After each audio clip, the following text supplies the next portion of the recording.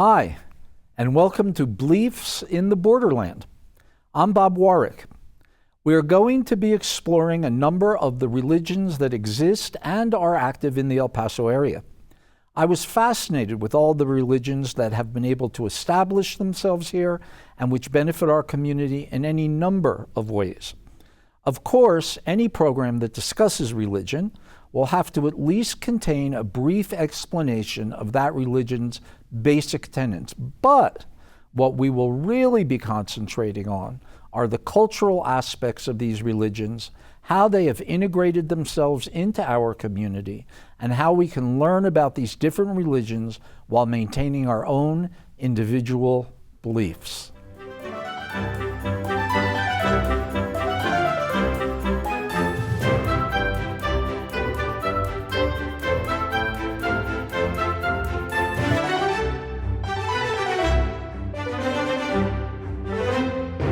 Welcome, everybody, and thank you for joining us today. I have a really interesting guest, and his name is Vivek Tandon, and he basically has two titles.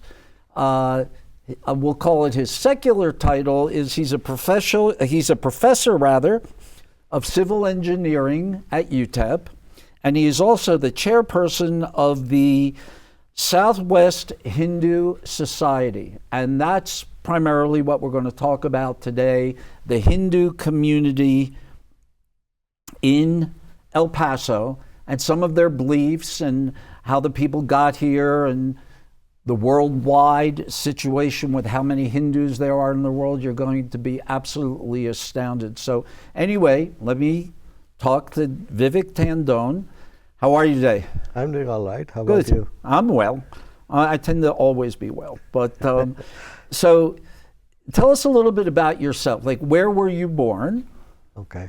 So I was born in Lucknow, India. Lucknow. Yeah. Okay. That's a place which is kind of a 500 kilometers east of Delhi. All right. And basically I did my engineering over there in India. Your basic engineering. Basic there. engineering there. I left in 1988 to come here.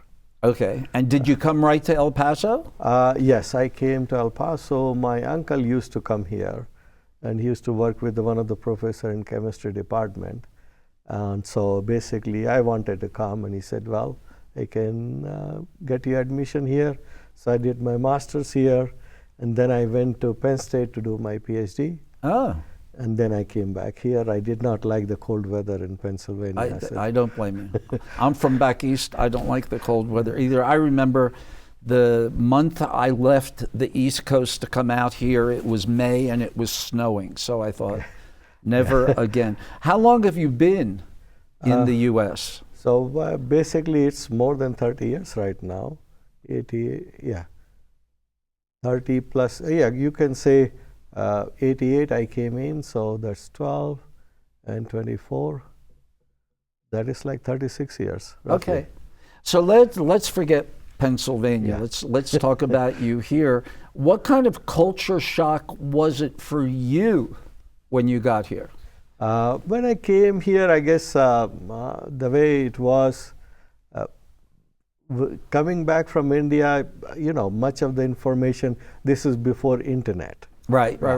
So you had to ask people around to find out what you had to do and so forth. The biggest thing was I was in Los Angeles airport to take the flight. Oh, in Los Angeles. Yeah, so to take the flight to come here. I land and then there is a counter and there is nobody standing there. So I just go ahead and go to that counter without realizing that there were 15 people in line. So in India, you have like 3-4 people at a counter at any given time. That right. is, when I left at that time, it was that way. So that was kind of a shocking thing.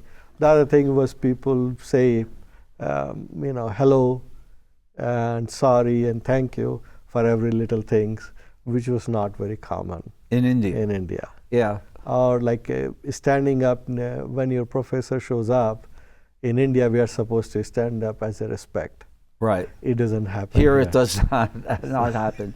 What about, I find personally some, obviously El Paso I think is 85% Hispanic. Yeah. I mean, how did you find the Hispanic culture? Was that shocking to you at all, or did you know something about it?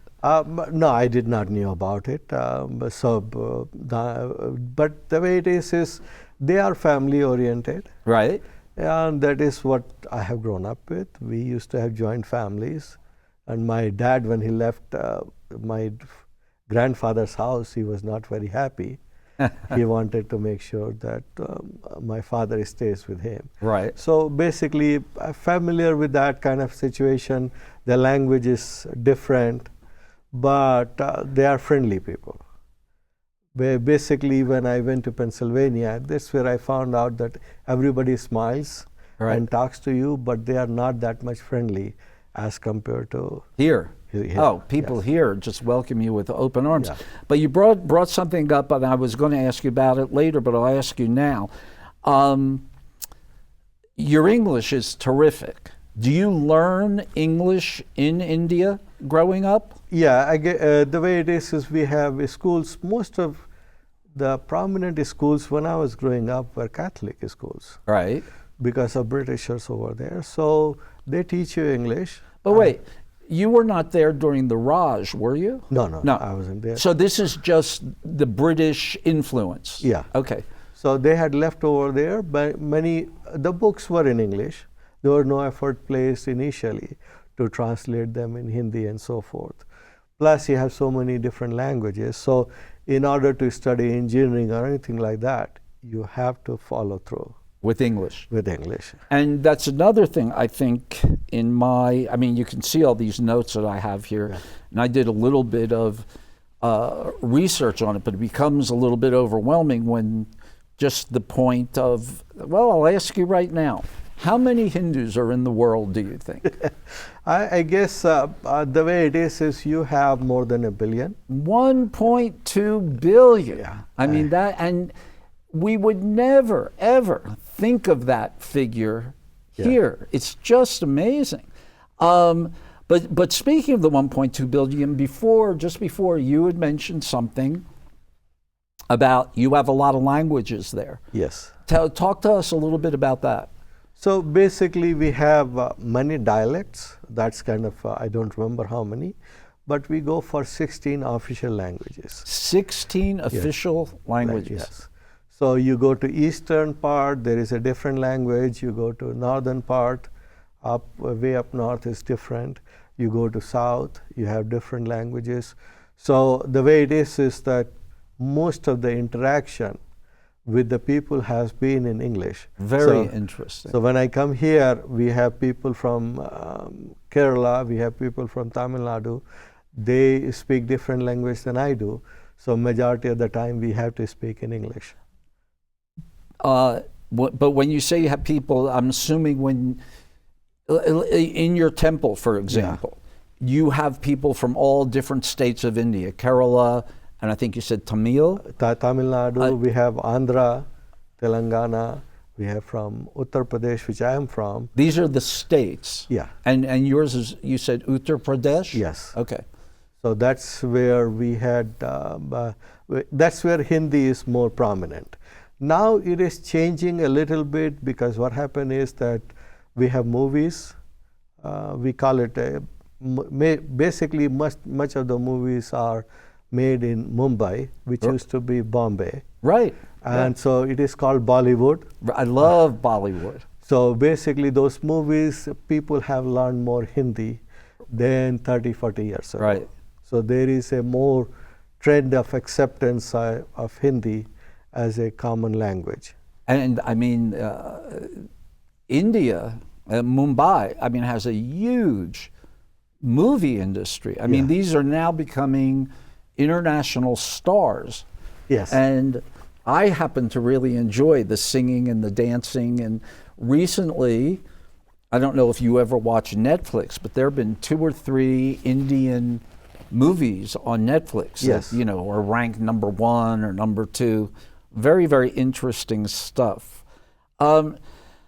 So how many, we talked about the large number of Hindus in the world, and I think the majority probably are India, Nepal, maybe Bali, Mauritius, stuff like that, way to us, east. How many families, Hindu families, do you think are in the El Paso area, which would be Las Cruces, El Paso? Okay, so right now I would say we should have around 300 families. It also includes Alamogordo, okay, and Silver City and so forth. So what happens is there's a Hindu population in Silver City. Yes. Interesting. So we have a group of people who are from Gujarat. Okay. That's Gujarat, a state. Yeah, that's a state, western state. And the way it is that many of them had moved, or Britishers moved them from India to Africa. And those people from Africa have moved here as well. So why would the British, why would the British move people from India to Africa? Because they needed people with certain skill set. So they wanted people who have the knowledge. So Britishers' education system for India was that you memorize and you learn so that you can do the work, basic work or repetitive work. And so they moved those people in different locations, and people also moved over time. And then we have a group of people who have moved here. So a lot of smaller motels are owned by Hindus. I think I knew that, yeah. And they are Gujarati. So you have smaller towns where you have people. You have people in Carlsbad and so forth. Wow. So once you combine, then it becomes huge. Yeah. If you say just El Paso and Las Cruces, probably I'll say around 200. Okay. But then beyond that one, you have a lot of that population living around the neighborhood. So getting back to the languages now, the multiple languages, at your temple, is Hindi the language that people pray in? So the prayer is in Sanskrit. Oh. So just like in Christianity you have Latin, so that is in Sanskrit. And do you understand Sanskrit? I understand portions of it. The reason being it is that Hindi is derived from it.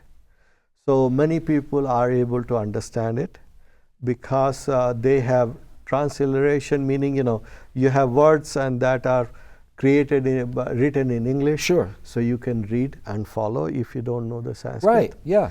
So that's there, but majority of the time people, they try to speak in English because it becomes easier. Otherwise somebody feels left out and so forth within the temple. And you have, there is a priest at the temple, right? Yes. And is that person, tell us a little bit about that, how your services work. Okay, so the services, the way it is when you have in majority of the time people, they say idol, but in reality it is Murti. And so we have Murtis, and then they are... Okay, so but see, you're talking about stuff that I don't know. Okay, so deity, whatever you see in the temple... Whatever God. Yeah, we call them Murti. Okay. The Murti of God Hanuman and Shiva and so forth. So below those Murtis, there is a kind of we call it yantra, but there is a piece of copper which has written some shlokas, mantras, whichever way you want to look at it. And they are designed to make sure that there is a constant presence of God there, or there is a constant communication with the God. So for those ones, you have to do prayer on daily basis, at least 2 times. A day. Other places they go up to 5 times. So in our temple, we do it 2 times in a day. And do you do it at the temple, or can you do it at home? And yeah, we can do it both places, at home as well as at the temple. Okay. The temple is necessary because they are made to be present, meaning, with that system they have placed over there, the God is supposed to be present all the time. Right. At home, when you do prayers, There are, we put some idols, but we never have that. We call it pran pratishtha, but that is not done at home. So then you can escape, you are out and so forth. But when you are there, you do the prayers at home. And when you say, you're saying idols, right? Yeah. And what you really, not what you really Murtis. mean, but you're talking about statues. Yes, statues. And they're the statues of the gods, correct? Yes. Let's talk about the gods for a minute, because about how many do you think there are? So basically, we have to go back. The way it is there is only one God. Okay. It's called Brahman. Brahma. Yeah, Brahman. Brahman, okay. Okay, so the way it is it's a nirguna, that means it doesn't have shape or anything like that. But it's amorphous. Yeah. It's just a concept. Yes, and then what happens is many people, they cannot understand it, they cannot follow it. So then we call it saguna. That's where you have gods or deities that have a shape. Right. They have a process, how they are identified and so forth. So that's where it has been created, and then you have deities and so forth. So the list goes on and on. Over time, they have created different type of deities. Thousands. Yes. And I think one of the ones that would be most familiar to Westerners, I don't know how important he or she is in the hierarchy, but would be Ganesh, because Ganesh is represented by an elephant, right? Yes. So it's kind of below Brahman, there are three gods. One is called Brahma. So there is a difference. Brahman and Brahma. Okay. So Brahma is the god of creator who has created earth and everything. And then you have Vishnu. That's what is the preserver. Mm-hmm. That means he goes ahead and maintains the society and so forth. And Shiva is called destroyer. Destroyer, right. So where Ganesha is a son of Shiva. Okay. And when Ganesha was born, his mother asked him to guard because she was taking shower. And then Shiva comes in and he wants to go inside, but Ganesha does not know whose father is, and so he does not allow. So Shiva gets upset and cuts his head. And then the people, they talk about it, and eventually he says, okay, whosoever you can find. So he finds an elephant. So he cuts the head of elephant and gives it to his son. And that's how he's represented. Yeah. So Ganesha is the one which is kind of removes obstacles. Okay. So anytime you do prayers and pujas, that's the first one you go ahead and do it. Yeah, I think I'd pick him. Yeah. Yeah. So let's just talk about that for a minute. So I think the three gods that you name, because there's so many, you kind of have to limit it. Yeah. And so these are the three, if I understood you correctly, primary gods: Brahma, Vishnu, and Shiva. Is that correct? And they're called the Trimurti? Yeah, Trimurti, I guess you can or call Trimurti? them. Yes. Okay. And actually their spouses, their wives, are also goddesses? Yes. Okay. And is there a, some religions don't allow women to do certain things and require men to do other things. Yeah. Is there any of that in Hinduism, or is it really everybody's equal? Okay, so I think the way it is that no, not everybody is equal, in the sense originally it started, then over time things they change. But initially, for certain time, they said women cannot be the priest because they will have a monthly cycle, and you cannot stop the prayers and so forth. So for whatever reason, it had been kind of decided that women will not be there, but they were allowed to go ahead and do it after menopause. Okay. Okay. And then, so any female priest or any female who wanted to be a priest would obviously be older because they could only do it after menopause. Yes. Okay. But the problem is that over time, people have power. They don't want to give other people power. So eventually they said, okay, you cannot be there. But that's what initial process and the thought was that they should be allowed to do it at certain time. That means after menopause. So what about today? Are there female priests? Not that much. I would say in terms of population, I would say not that much. So we've talked about this. They're priests. Are there nuns also? We don't have per se a nun statement there, but there is a group of people who follow Brahma Kumari, and that's where they don't dwell in any of those things, meaning, non-religious things. They just go in the religion part and so forth. But no, we don't have a system of nuns there. Okay. And there are, I didn't know this either, because this is quite a large figure. There's 2.5 million Hindus in the U.S. Yes. Where, I think Houston has a large Hindu population. In Texas right now, you have a lot of population in Houston, Dallas, and Austin. And where else throughout the country? If you want to say throughout the country, I guess New Jersey, I would say, has a lot of them. But right now, because of IT thing, we have a lot of people all over. You go to California, you have significant amount there. Right.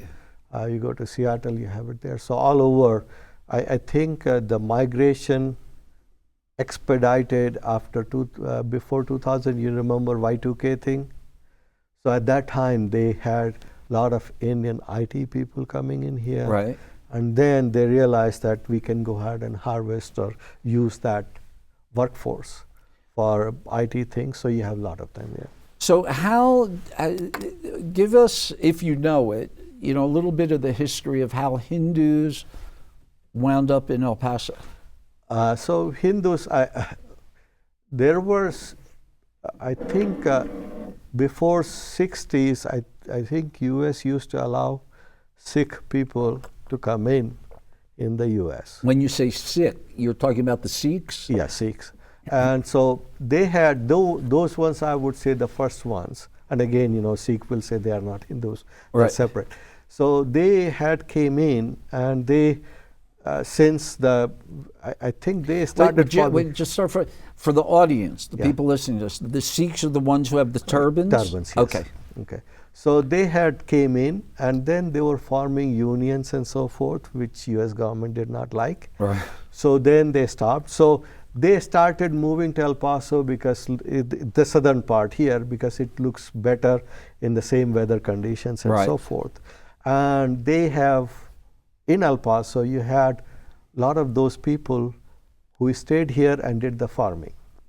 And they, since they were not able to go to India, they married local Mexican women here. So if you go ahead, and right now you don't have it, but if you look at the telephone directory, there are a lot of people who have last name Singh, S-I-N-G-H. Right. They are all from that group of people. The original group of people that came here. And then after some time, you had people coming because word of mouth, or somebody knew, like I knew my uncle who used to come here. Right, yeah, and the family brings them. Yeah. And so if you go to Mission area, you have a lot of roads with Indian names. And when you say the mission area, you're talking about our missions down the valley, right? Yes. So you have Delhi Road, Pune Road, and all sorts of things are there. So they were there. Right. So that's how those were, I would say, the original ones. So in the city today, are the Hindus spread out or around the city, or are they primarily on the east side, northeast, west? I guess majority will be on the west side. Okay. But you have people on the east side as well, and you have people from northeast side as well. And then again, there are some people who own the motels. Right. Okay, so they are all around. So it makes sense that you would say to me the majority is on the west side, because you have the temple on the west side. Yes. Which is not easy to find. I wanted to say it took me a long time. Yeah, no, I know what you're saying. To find it. Because it used to be, again, the land which we have, it used to be owned by a person named Inder Singh. And he was a farmer, so he gave, he sold the land to us, Right. Land to some other Indian family, and then they sold it to us. So it used to be that person, a Sikh person. Tell us about, is it Diwali Yes. or Diwali? Diwali. Diwali, okay. Yeah. I actually was in India once during Diwali, and I mean, it was fascinating. But tell us a little bit about that holiday. I think that's the one, too, that most Americans, if they're familiar with any Hindu holidays, that would be the one. So basically, the Diwali is, again, we follow the lunar calendar, which Okay. is slightly different. So it depends on which day it happens. Right. So Diwali is the day when Lord Rama came back home. So actually today is the day we have Ram Navami. This is the day he was born, as per the lunar calendar. And you're talking about actually today? Yes, today. Oh, neat. So basically, he was the eldest son, so he was supposed to be the king. And then there were some issues in the family, so he got a kind of a 14 years of vanvas, meaning he was not supposed to live in the city. He was supposed to live in villages and rural areas.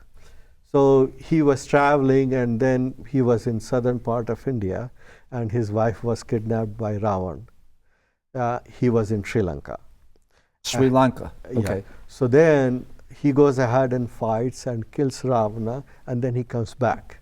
So that's the day he comes back to Ayodhya. That's where we have built the Ram temple recently. So he comes back on that day, and that's the day is celebrated as Diwali. Diwali. But isn't Diwali a number? Is it just one day? I thought it was. So basically, that's the day which is the major day. But we have other days. Right. We have one day which is it starts 2 days before, and it continues 1 day later. And so we have 4 days. How was it celebrated?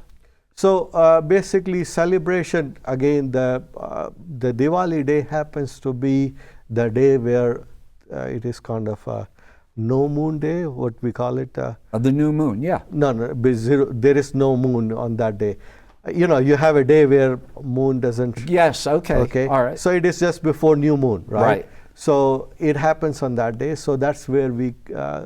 Some people they call it Deepavali. That's where they have. We light candles here. Over there is diya. So it's made of earthen clay pot, and you put some oil and you put some cotton in there, and you burn it to light up. You give presents?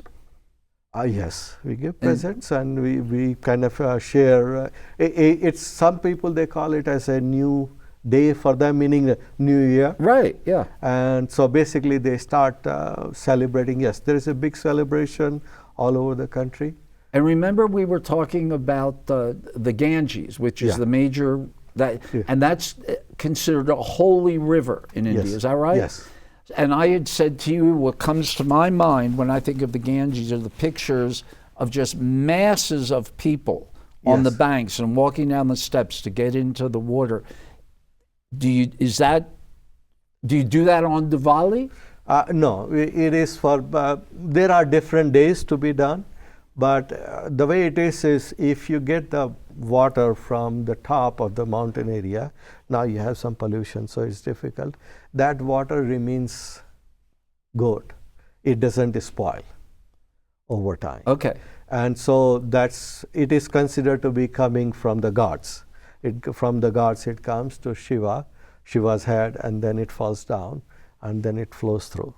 And I want to talk about, God, we have so much to, that's appropriate to say, God, we have so much to talk about.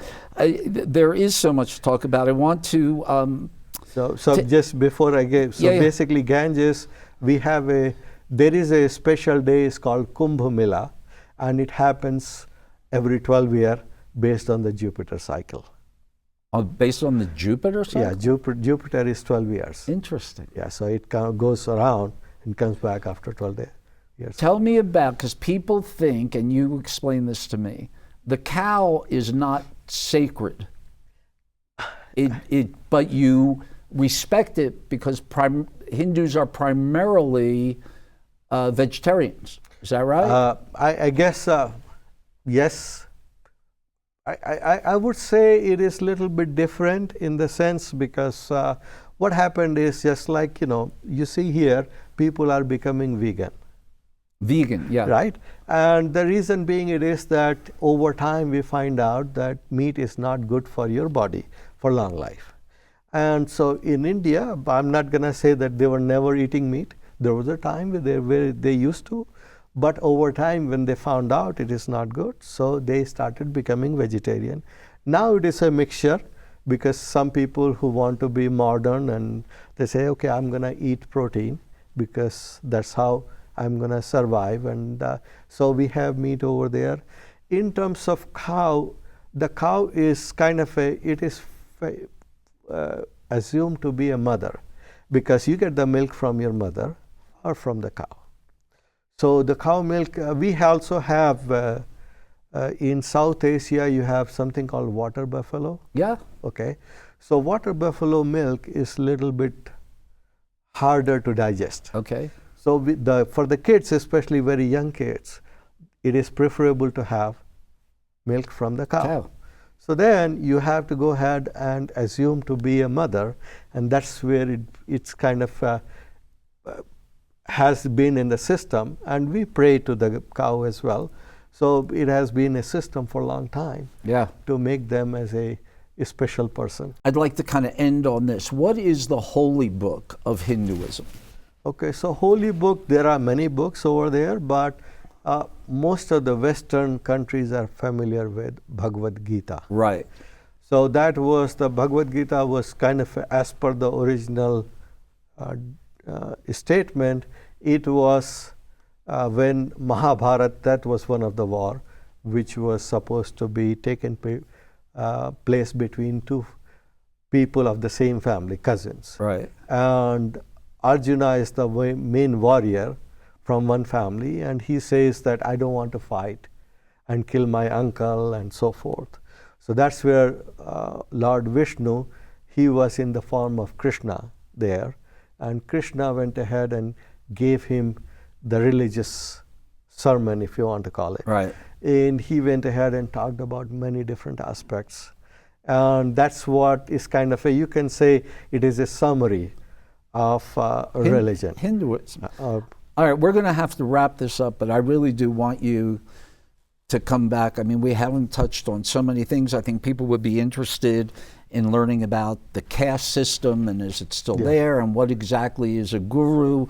But man, let me tell you, thank you for coming today. I mean, I enjoyed it. I know the people who are watching are enjoying it. And gosh, I hope to see you again soon.